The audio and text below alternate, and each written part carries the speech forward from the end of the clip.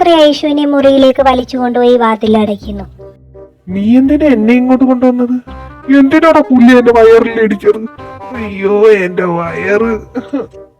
വയറിൽ പൊത്തിപ്പിടിച്ച് കരയുന്ന മാക്രിയെ കണ്ട് ഐഷു പൊങ്ങി വന്ന ചിരിയെ അടക്കി നിർത്തുവാൻ ശ്രമിച്ചു. ഇത് മാക്രിയെ ശ്രദ്ധിച്ചു. ചിരിക്ക്, നന്നായിട്ട് ചിരിക്ക്. നിന്റെ കൊലച്ചിരിയാടാ പുല്ലേ ഇത്. അയ്യോ എന്റെ വയറേ, എനിക്ക് വിശക്കുന്നേ.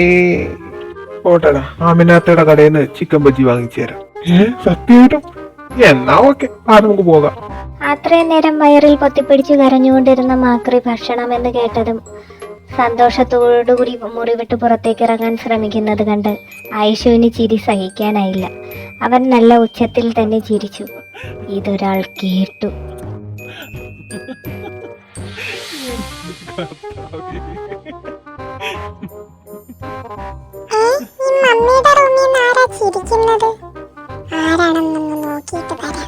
മാക്രി റൂമിൽ നിന്നും പോയത് ശ്രദ്ധിക്കാതെയാണ് ഐഷുവിനെ തപ്പി കുക്കി റൂമിലേക്ക് വന്നത്. മുറിയുടെ വാതിൽക്കൽ നിന്നും എത്തി നോക്കിയ കുക്കി കാണുന്നത് അവനെ ഞെട്ടിക്കുന്നൊരു കാഴ്ച തന്നെയായിരുന്നു. ജിയ ആണിന്റെ സൗണ്ടിൽ ചിരിക്കുന്നു.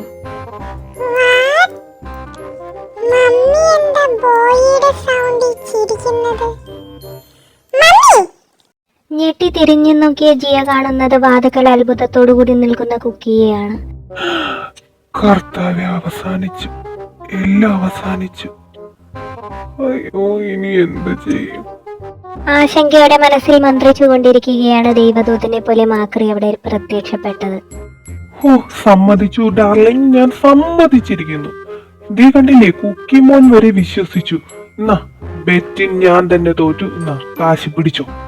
കൈയടിച്ചുകൊണ്ട് മുറിയിലേക്ക് കയറി വന്ന മാക്രി പെട്ടെന്ന് തന്നെ പൈസ എടുത്ത് ഐഷുവിന്റെ കയ്യിലേക്ക് വെച്ചു കൊടുത്തതും ഒന്നും മനസ്സിലാകാതെ ഐഷുവും ഒപ്പം കുക്കിയും വാവിളിച്ച് മാക്രിയെ തന്നെ നോക്കി നിന്നു. ഉടനെ തന്നെ മാക്രി കുക്കിമോന്റെ നേരെ തിരിഞ്ഞു നിന്ന് പറഞ്ഞു, ഞാനും നിന്റെ മമ്മിയും തമ്മിൽ ഒരു ബെറ്റ് വെച്ചിരുന്നു. ആർക്കാണ് ബോയ്സിന്റെയും ഗേൾസിന്റെയും സൗണ്ട് ഒരുപോലെ എടുക്കാൻ പറ്റുന്നതെന്ന്. അപ്പോൾ നിന്റെ മമ്മി എന്നോട് ബെറ്റ് വെച്ചു എന്നെ തോപ്പിക്കുമെന്ന്. അങ്ങനെ ഇപ്പൊ എന്നെ തോപ്പിച്ചു, കണ്ടോ? അതും പറഞ്ഞ ഐഷുവിന് നേരെ തിരിഞ്ഞു നോക്കിയ മാർക്കോസ് കാണുന്നത് അത്ഭുതത്തോടു കൂടി വായും പൊളിച്ചു നിൽക്കുന്ന ഐഷുവിനെയാണ്. പെട്ടെന്ന് തന്നെ ഐഷുവിന്റെ കാലിൽ കയറി ചവിട്ടിയതും ഐഷു നേരാ, മാർക്കോസ് പറഞ്ഞത് നേരാ. എനിക്ക് ബോയ്സിന്റെ സൗണ്ട് എടുക്കാൻ പറ്റും, ഗേൾസിന്റെ സൗണ്ട് എടുക്കാൻ പറ്റും. പണ്ട് ഞാൻ മിമിക്രിയിലൊക്കെ പോയിട്ടുണ്ട്, സ്കൂളിൽ വെച്ച്. ഞാനും ശരിക്കും വിശ്വസിച്ചു പോയി ഈ റൂമിൽ ഏതോ ബോയ് വന്നു. എനിക്ക് മാർക്കോസ് അങ്കിളിന്റെ സൗണ്ട് അറിയാവുന്നത് കൊണ്ട് ഇത് വേറെ ആരുടെയോ സൗണ്ട് ആണെന്ന് പെട്ടെന്ന് തന്നെ മനസ്സിലായി. അതാ ഞാൻ ഈ റൂമിലേക്ക് വന്നത്. പക്ഷെ mummy, you are a mimicry girl. Yes I am a mimicry girl. മുമ്പ് കളിച്ചു, മമ്മി ഒന്ന് ഫ്രഷ് ആയിട്ട് പോരാ കേട്ടോ. ചെല്ല. കുക്കിയെ മുറിക്ക് പുറത്തേക്ക് പറഞ്ഞു വിട്ട് വാതിലടച്ച ശേഷം ഐഷു തിരിഞ്ഞ് മാർക്കോസിന് നേരെ ചാടി വീണു. ഒരു നിമിഷം കൊണ്ട് ഞാൻ കരുതി എന്റെ കട്ടയും പടവും മടങ്ങിയെന്ന്. അയ്യോ, ആരെങ്കിലും ഇച്ചിരി വെള്ളം തായോ. മാക്രി ഇച്ചിരി വെള്ളം ഇങ്ങോട്ട് എടുത്തേ, തൊണ്ട വരണ്ട് വറ്റി. ഐഷുവിന്റെ അവസ്ഥ കണ്ട് അരികിലിരുന്ന ജഗ് എടുത്ത് മാക്രി ഐഷുവിന്റെ നേരെ നീട്ടിക്കൊണ്ട് പറഞ്ഞു, എവിടെ തിരിഞ്ഞാലും പ്രേതത്തിനെ കൂട്ടാ കുട്ടി പിശാശുണ്ട്.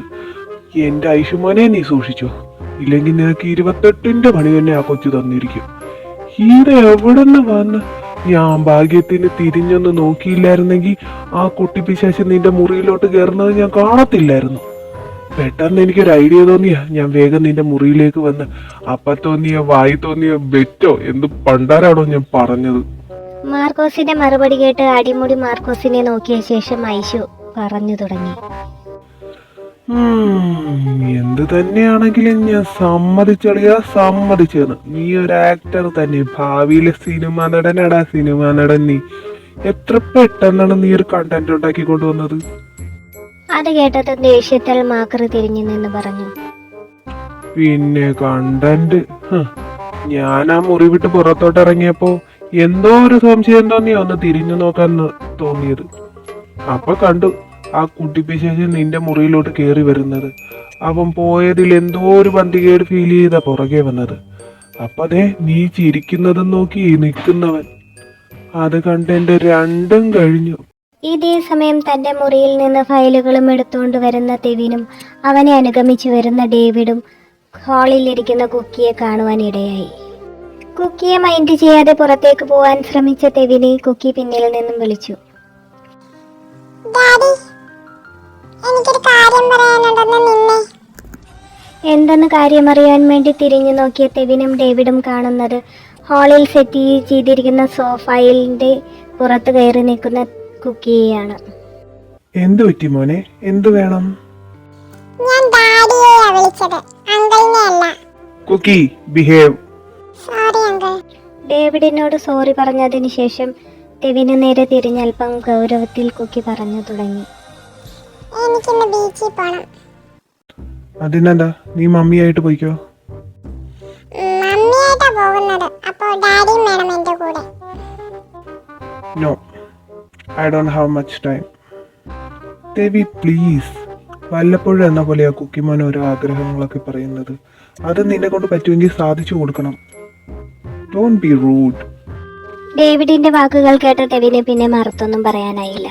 അതുകൊണ്ട് തന്നെ തെവിൻ കുക്കിമോനോട് പറഞ്ഞു.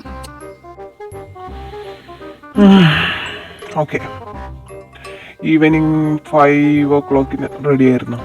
ഞാൻ വരാം. നിന്റെ മമ്മിയോടുകൂടി റെഡി ആയിരിക്കാൻ പറഞ്ഞു. ഞാൻ പറയുന്നില്ല, പപ്പ തന്നെ പറഞ്ഞാ മതി. എന്നും പറഞ്ഞ് കുക്കിമോൻ അകത്തേക്ക് വേഗം ഓടിപ്പോയി. അത് കണ്ടു നിന്ന തെവിന് വല്ലാത്ത ദേഷ്യം വന്നു. ഡേവിഡ്, നീ ഇവിടെ നിൽക്ക്. ഞാൻ ആ ചെറുക്കൻ്റെ മുറി വരെ ഒന്ന് പോയിട്ട് വരാം. ഓക്കെ, വേഗം വരണം, മീറ്റിംഗ് തുടങ്ങാൻ സമയമായി. ഡൺ. തെവിൻ ഡൺ എന്ന് പറഞ്ഞതിന് ശേഷം എളുപ്പം സ്റ്റെയറുകൾ ഓടിക്കേറുകയാണ് ചെയ്തത്. സ്റ്റെയറിന് മുകളിൽ എത്തിയതും അപ്രതീക്ഷിതമായി അവിടെ വന്ന ഐഷുവുമായി കൂട്ടിയിടിച്ച് പുറകിലോട്ട് വീഴുവാനാഞ്ഞ ഐഷുവിനെ തെവിൻ തന്റെ മാറോട് അണച്ചു പിടിച്ചു. പക്ഷെ പെട്ടെന്നായിരുന്നു ഓർക്കപ്പുറത്ത് തെവിന്റെ കാലുകൾ വഴുതി അവർ ഇരുവരും സ്റ്റെയറിൽ നിന്നും പിണഞ്ഞ് താഴോട്ട് വീഴുകയാണ് ചെയ്തത്. ഇതെല്ലാം കണ്ണുമൂടി തുറക്കുന്നതിന് മുന്നേ സംഭവിച്ചതുകൊണ്ട് മാർക്കോസിന് ശരിക്കും എന്താണ് നടന്നതെന്ന് പോലും കത്തിയില്ല. അവനും ഡേവിഡും വായും പൊളിച്ച് നോക്കിക്കൊണ്ട് നിന്നു. താഴത്തെ പടിയിൽ നിന്ന് വീഴുന്നതിന് തൊട്ടു മുമ്പ് തെവിന്റെ ചുണ്ടുകൾ ഐഷുവിന്റെ ചുണ്ടുകളെ പുണർന്നിരുന്നു. ഇപ്പോൾ അവരുടെ പൊസിഷൻ തെവിൻ മുകളിലും ഐഷു താഴെയുമായാണ്. കണ്ണുകൾ മിഴിച്ച് ചുണ്ടുകൾ അടർത്തി മാറ്റാതെ കിടക്കുന്ന ഇരുവരെയും കണ്ട് മാർക്കോസും ഡേവിഡും കണ്ണും തുറച്ചു നോക്കി നിന്നു. എന്നാൽ മൊബൈലിൽ ഗെയിമും കളിച്ച് വീണ്ടും ഹാളിലേക്ക് എത്തിയ കുക്കി ഇവരുടെ കാഴ്ച തന്റെ മൊബൈലിൽ പകർത്തിയെടുത്തു.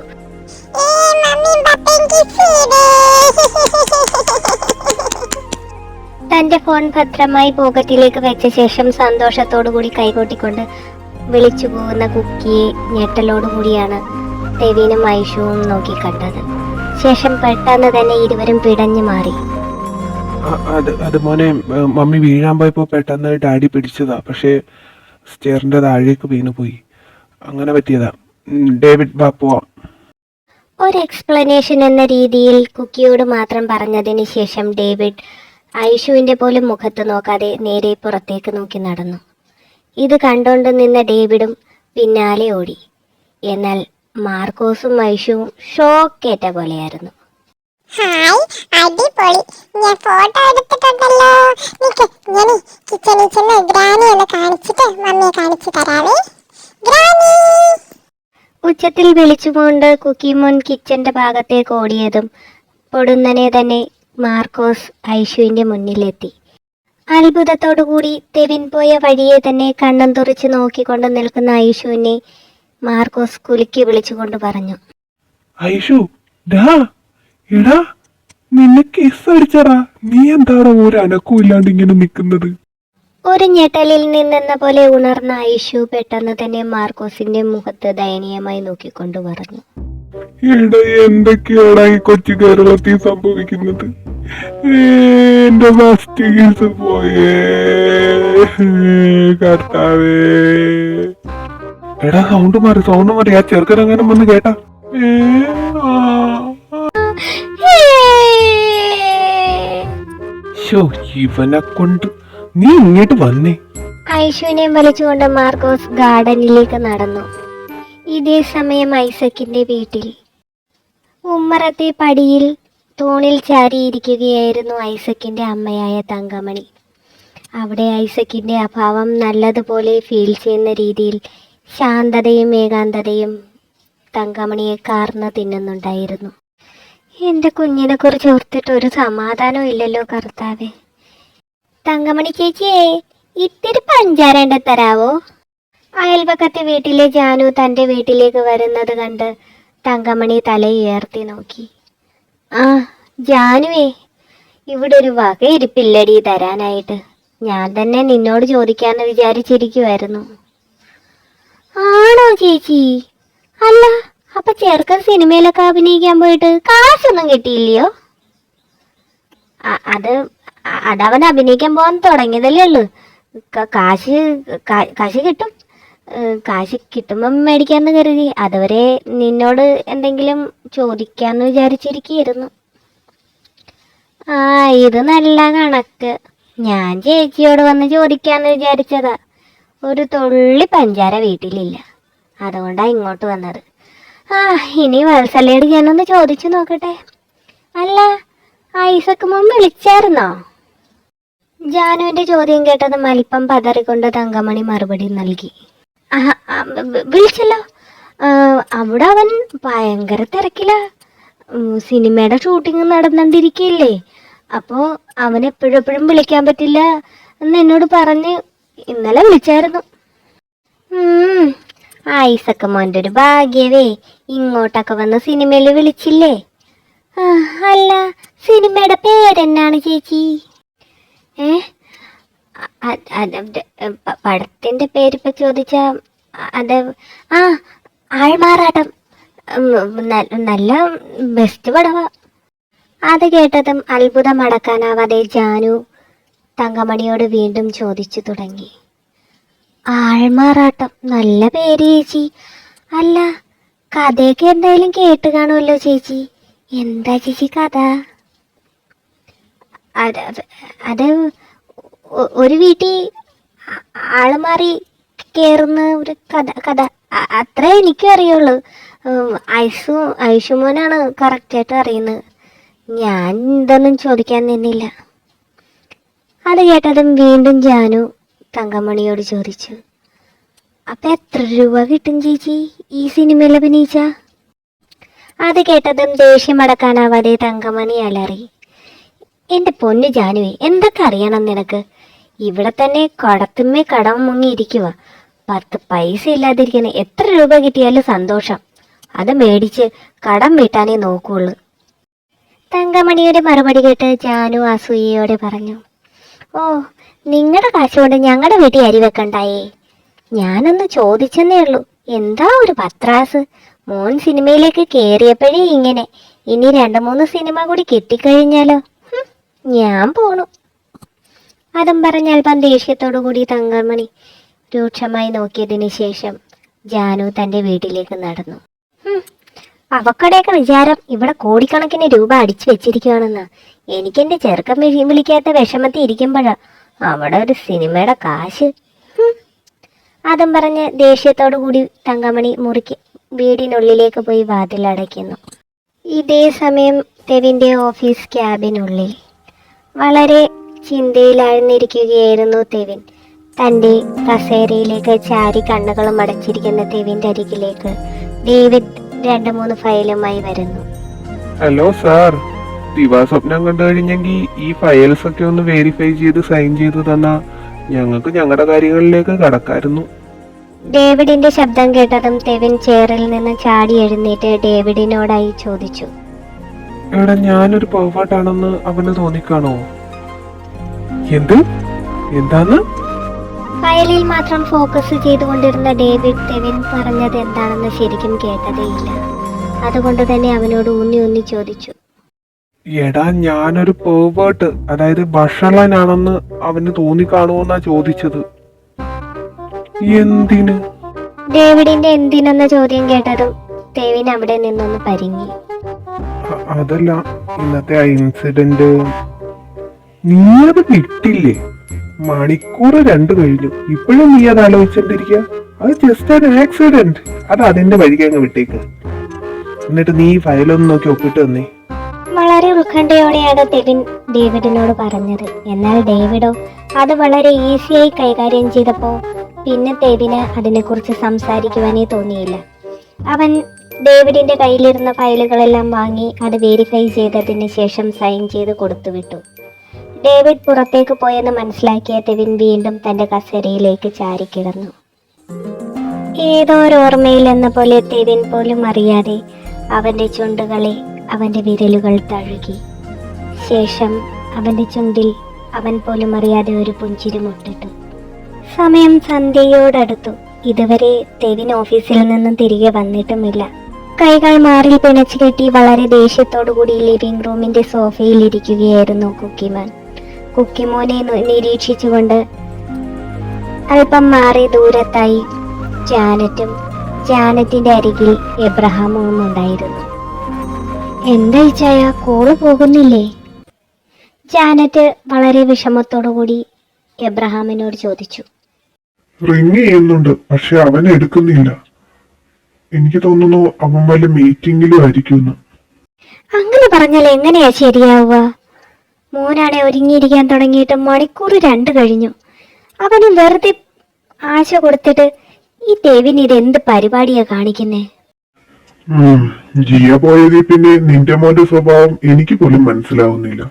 അപ്പോഴാ അല്ല, ആ ചെറുക്കൻ ഐസക്ക് അവൻ ഒരുങ്ങിയോ?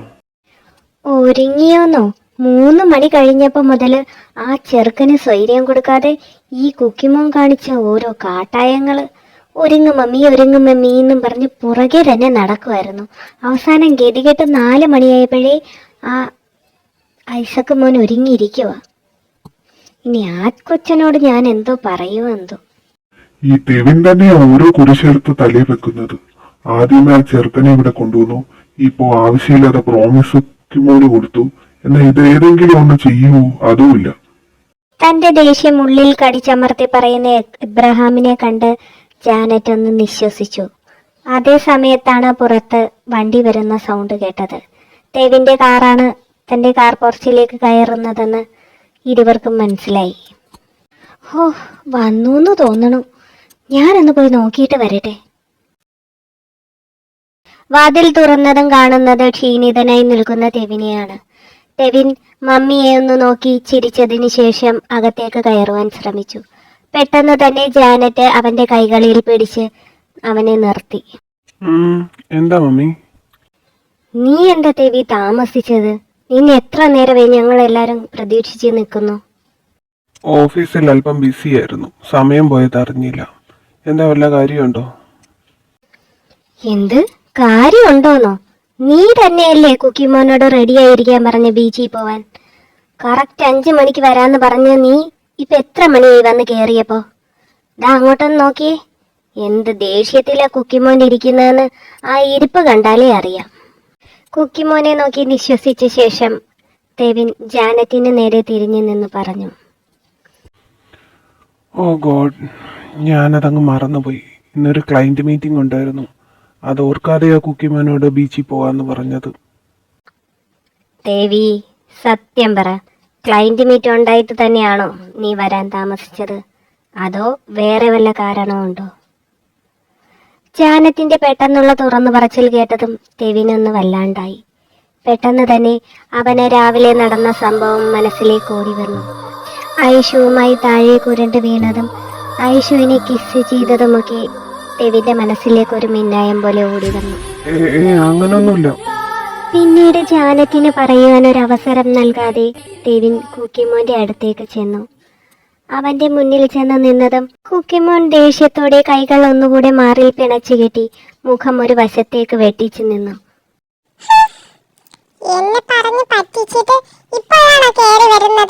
സോറി മോനെ, ഡാഡിക്ക് ഒരു മീറ്റിംഗ് ഉണ്ടായിരുന്നു, ഞാനത് നിന്നോട് പറയാൻ മറന്നുപോയി. നാളെ ഞാൻ ഉറപ്പായിട്ടും. മോനുസേ, സ്റ്റെയർ ഇറങ്ങി താഴേക്ക് വരുന്ന ഐഷു ദൂരെ നിന്ന് തന്നെ കുക്കിമോനെ വിളിച്ചു. അത് കേട്ടുകൊണ്ടാണ് തെവിനും കുക്കിമോനും മുകളിലേക്ക് നോക്കിയത്. ജിയുടെ രൂപത്തിൽ വരുന്ന ഐഷുവിനെ കണ്ട് കുക്കിമോൻ ഒന്ന് പുഞ്ചിരിച്ചു. അവന്റെ മുഖഭാവം തന്നെ ആകെ മാറി. ദേഷ്യത്തിൽ നിന്നിരുന്ന അവന്റെ മുഖം പുഞ്ചിരിയാൽ തിളങ്ങി നിൽക്കുന്നത് ജാനറ്റും എബ്രഹാമും ശ്രദ്ധിച്ചിരുന്നു. എന്നാൽ ഇതേ സമയം തെവിനാവട്ടെ ജിയുടെ രൂപത്തിൽ വരുന്ന ഐഷുവിന്റെ സൗന്ദര്യത്തിൽ മതിമറന്ന് അവനെ തന്നെ നോക്കി നിന്നു. ഒരു നിമിഷം താൻ ഈ ലോകത്തെ അല്ല എന്ന മട്ടിൽ നിൽക്കുന്ന തെവിനെ കണ്ട് മാർക്കോസിന് എന്തൊക്കെയോ സംശയം തോന്നി. ഈ തെവിൻ സാർ എന്താ ഐഷുവിനെ ഇങ്ങനെ നോക്കുന്നത്? ഇയാളെ പതിക്ക് തിന്നുവോ ഇവനെ?